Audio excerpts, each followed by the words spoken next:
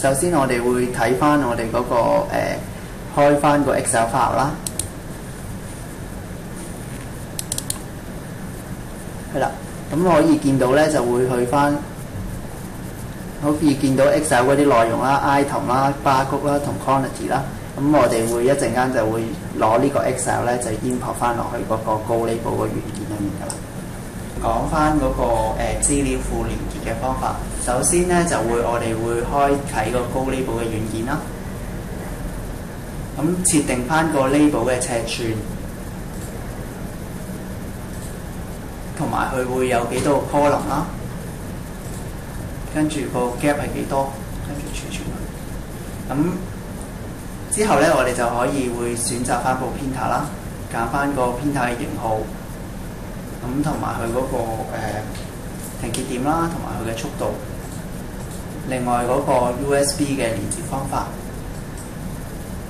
咁連接完之後，咁我哋開始可以連接資料庫啦。咁啊喺翻database 咧度，咁揀翻嗰個 Excel 啦，咁揀 browse 啦，咁揾翻嗰個 Excel 嘅 file。跟住就可以撳 test 咧，就 success 咗，即係已經連結到啦。咁撳 OK，咁你就會嗰個 table 裏面嘅內容就會 show 到出嚟㗎啦。咁當連結咗之後，你可以入翻去裏面database 咧，裏面咧揀翻 data table 咧，咁就可以睇翻裏面嘅內容㗎啦。OK。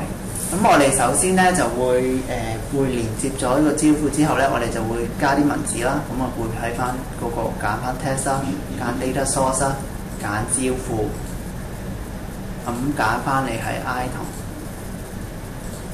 咁佢個 data 就會 show 咗出嚟㗎啦。咁 bar 都係一樣啦，咁你揀翻你所要嘅 bar type 啦。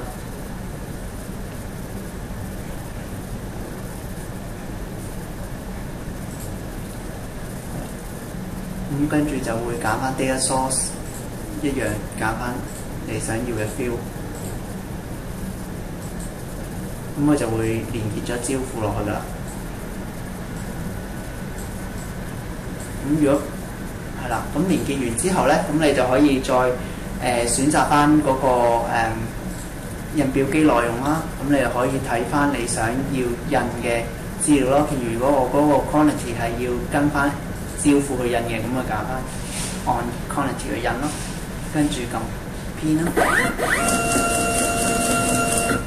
係啦，咁佢嗰個資料庫裡面嘅內容咧就會印咗出嚟㗎啦。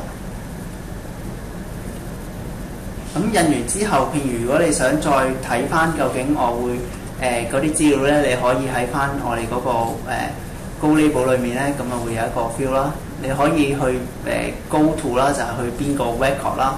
如果我去翻第二個 record，咁我去翻加個二字，咁我去翻第二個 record 啦。